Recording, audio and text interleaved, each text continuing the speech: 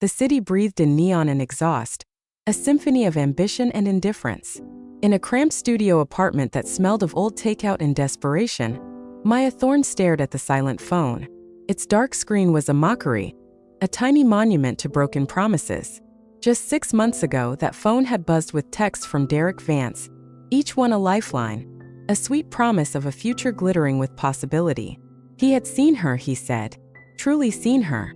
Not just the pretty barista with ink-stained fingers from her nighttime poetry scribbles, but the fierce, talented soul beneath. He would be her champion, her literary agent, her love. He'd get her manuscript, echoes in the alleyway, onto every important desk in Los Angeles. Maya had handed over her heart, her dreams, and the only copy of her manuscript wrapped in a bow of blind trust. Then the silence. The calls went to voicemail, the texts unanswered.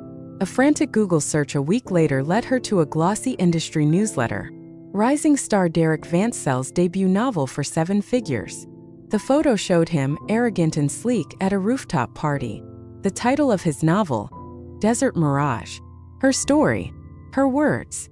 The setting she'd painstakingly transposed from the New Mexico deserts of her childhood to the urban sprawl had been shifted back, but the plot, the characters, the very soul of it, stolen, polished, and sold as his own. She was used for her creativity, her vulnerability, her lonely hope. She was broken. The ensuing legal battle was a farce. Derek's new publisher had battalions of lawyers, and her evidence was circumstantial, love notes and whispered conversations. The court saw a jilted lover, not a robbed artist. She was left alone. Her savings evaporated on legal fees, her spirit crushed, her faith in people, and her own talent shattered. She retreated from the world, a ghost in her own life, working a data entry job that required no thought, no spark. The city outside her window continued its relentless pulse, uncaring. The revenge was not born in a fiery burst of anger, but in the slow, cold drip of despair hardening into resolve. It began with survival. She had to eat to pay rent. The data entry job was a stopgap, a mental coffin. One rain-slicked evening, walking past a familiar, dingy diner off Sunset, she saw a help-wanted sign.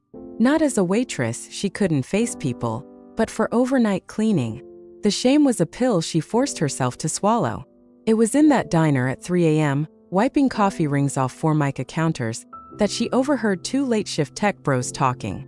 They were brash, entitled, discussing a hostile data acquisition with the casual cruelty of gods playing with mortal startups. One mentioned a weakness in the target company's digital security, a backdoor left by a disgruntled dev. The word slithered into Maya's mind and took root. A backdoor, a hidden entrance. Her writer's brain, long dormant, began to whir, not with plots of fiction, but with strategies of infiltration. If the world operated on hidden codes and ruthless theft, perhaps she needed to learn the language. She used her meager savings to enroll in an online certification course for cybersecurity. It was grueling, alien, a world of firewalls and SQL injections instead of metaphors and character arcs. But she discovered a chilling parallel. Understanding a system's vulnerabilities was like understanding a character's flaws. Social engineering was just persuasive dialogue under a different name. Her pain became her fuel. While others slept, she studied. She practiced on legal capture-the-flag hacking simulations. She grew lean and sharp, her eyes losing their wounded softness, gaining the focused gleam of a predator learning its terrain. A year bled into 2. Maya was no longer the broken girl. She was a shadow with a skill set, moving from the diner to a legitimate, if low-level IT support role at a mid-sized logistics firm in Long Beach. It was a cover, a place to hone her craft. All the while, she watched Derek Vance. He was a constant presence in the literary gossip columns, a darling of the late-night talk show circuit. His smug face was her nightly meditation. She tracked his digital footprint with clinical precision. His public social media, his wife's, a sleek interior designer named Serena, overshared Instagram, the predictable patterns of his life. She learned the security company that monitored his sleek Silver Lake Modern, the model of his smart home system, and the industry parties he frequented. Her revenge would not be a knife in the dark. It would be a meticulously crafted story where he was the protagonist, undone by his own flaws. She began to write code instead of prose, but the narrative structure was the same. Exposition, rising action, climax, denouement. The first act was infiltration. Using a spearphishing email disguised as a query from a prestigious Italian publisher, a touch of irony she savored, she planted a remote access Trojan on Derek's personal laptop. It gave her a window into his life. She didn't want his money. She wanted his integrity, his reputation, the very foundation of his stolen success. She discovered Derek had a habit. His success was built on sand, and he knew it. The pressure to produce a second bestseller was crushing him.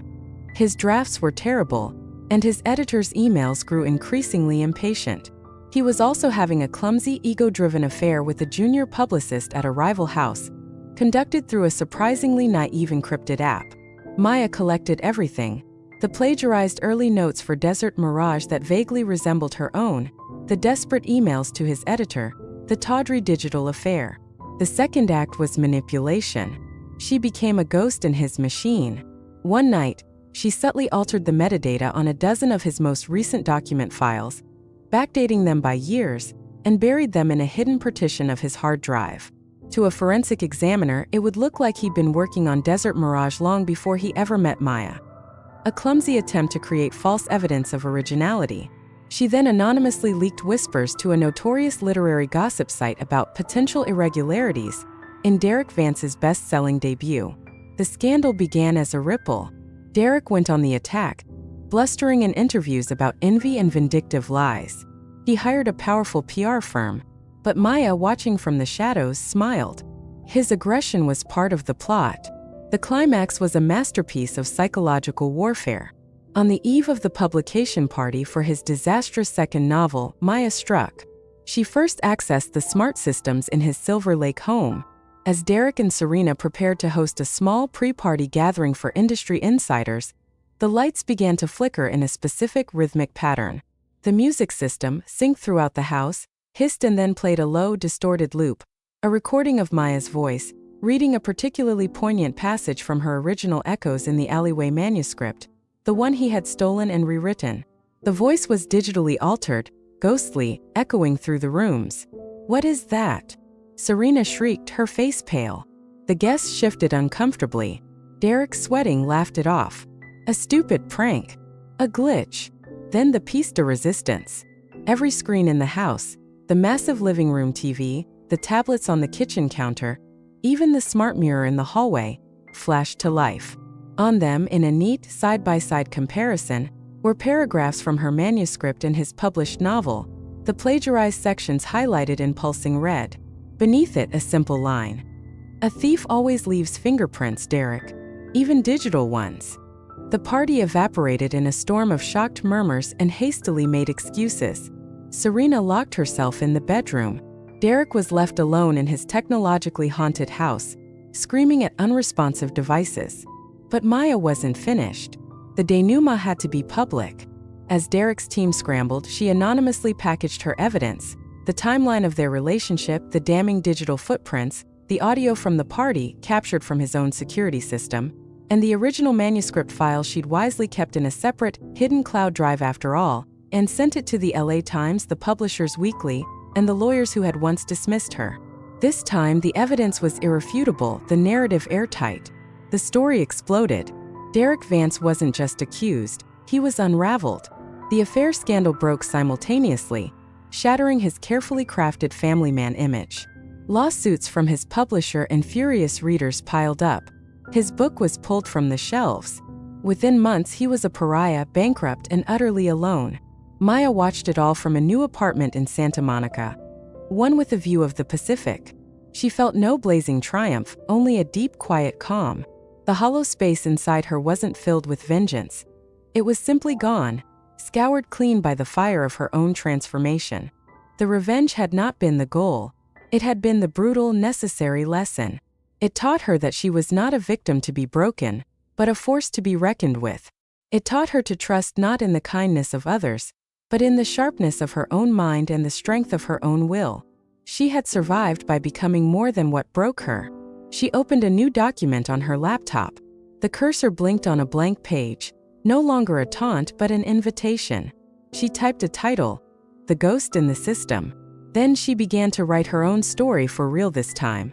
It would be a thriller about a woman who uses her intellect to dismantle a corrupt system. It would be a bestseller, and the author biography would simply read, Maya Thorne lives in Los Angeles. This is her first novel. The city's lights glittered outside, no longer cold and indifferent, but like a galaxy of possibilities she had finally learned how to navigate. She was used, she was broken, she was left alone. But she had rebuilt herself, piece by gleaming, formidable piece, and in the quiet hum of her own power, she found not just survival, but a future she had forged herself. Hey everyone! I hope you were hooked by Maya's journey from betrayal to empowerment. If you felt that chill of satisfaction as she outsmarted her manipulator, then you've got to dive into our channel's universe. We live for stories where the underestimated rise, where cunning triumphs over brute force, and where the past's wounds become the foundation for unshakable strength. Don't let the story end here. Smash that subscribe button and ring the notification bell. It's your only way to get front row seats to our next deep dive into a narrative that will grip your soul and not let go. We're talking complex heroines, meticulous plans, and endings that leave you breathless week after week.